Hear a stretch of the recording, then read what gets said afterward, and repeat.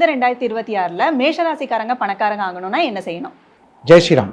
Astro தமிழா நேயர்கள் அனைவருக்கும் இனிய ஆங்கில புத்தாண்டு வாழ்த்துக்கள். உண்மையாகவே மேசராசிக்காரங்களுக்கு பணக்காரர்கள் ஆவதுக்கு என்னெல்லாம் செஞ்சால் பணக்காரங்கள் ஆகணும்? நியாயமான கேள்வி தான்.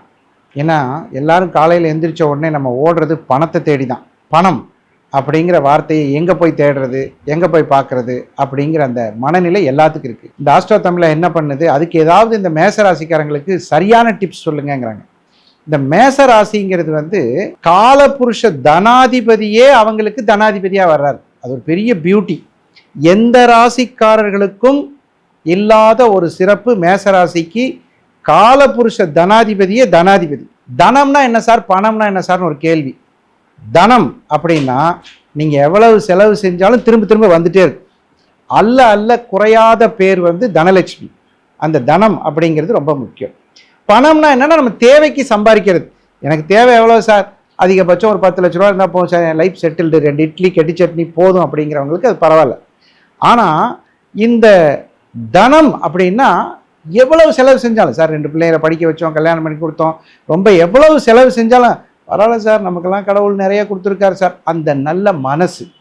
இப்போ அதற்கான இந்த மேசராசிக்காரர்களுக்குரிய அருமையான ஒரு 3 டிப்ஸு. இந்த பெருக்கல் அப்படின்னு சொல்லி ஒரு விஷயம் இருக்குது. பெருக்கல்னா என்னென்னா இருக்க இருக்க அதிகப்படுத்தி கொள்வது. நம்மளுடைய புண்ணியத்தை அதிகப்படுத்தினாலே தாராளமாக பணம் நம்மளை தேடி வந்துடும். இந்த புண்ணியத்தை அதிகப்படுத்துறது என்ன அப்படின்னு கேட்டால், ஒரு மனிதனுடைய வாழ்க்கையில் யாருக்கும் மனசு கஷ்டப்படுற மாதிரி நடந்துக்கூடாது. இது எதுக்கு சார் எங்கள் ராசியில் சொல்கிறீங்க? உங்கள் ராசிக்கு 2ஆம் இடத்துல சந்திரன் உச்சம். சந்திரன் தான் மனோகாரகன். யாராவது மனசு நோகாமல் நடந்துக்கணும். அதுதான் ரொம்ப ரொம்ப முக்கியம். நமக்கு பிடிச்சவங்களா பார்த்து பழகக்கூடாது, தாய் தந்தைகள். ஏன்னா 2ஆம் இடத்துல சந்திரன். அந்த மாதிரி பெரும்பாலும் மனம் நோகாமல் நடந்தாலே உங்களுக்கு பாதி தன வரவு சீராக இருக்கும். தேவையில்லாத மனக்கசப்புக்கு ஒருத்தருக்கு ஆளாகக்கூடாது. இது பேசிக்காக நமக்கு இருக்கிற எத்திக்ஸு. சார் அஸ்ட்ராலஜிக்கலாக சொல்லுங்கள் சார், இந்த ப்ரொஃபஷ்னல் தாண்டி எங்களுக்கு பேசிக்கை தாண்டி என்ன செஞ்சால் பணம் வரும்?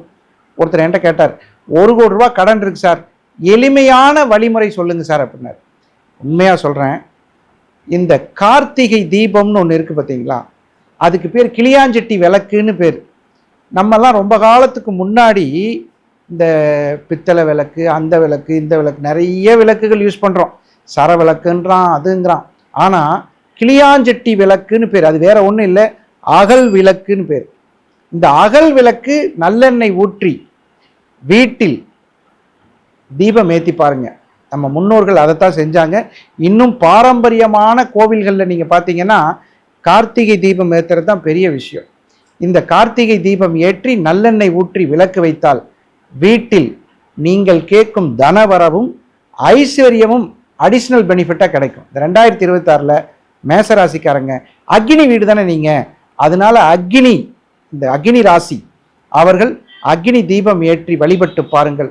உங்கள் வாழ்வில் தனம் ஐஸ்வர்யம் மிகச் சிறப்பாக இருக்கும். நீங்களும் இந்த வருஷம் பணக்காரங்க ஆகக்கூடிய வாய்ப்புகள் நிறையவே இருக்குது. கண்டிப்பாக ட்ரை பண்ணி பாருங்கள். ஸோ தொடர்ந்து சுவாரஸ்யமான ஜோதிடம் மற்றும் ஆன்மீக ரீதியான விஷயங்களை தெரிஞ்சுக்க நம்ம ஆஸ்ட்ரோ தமிழா சேனலை ஃபாலோ பண்ணிக்கோங்க.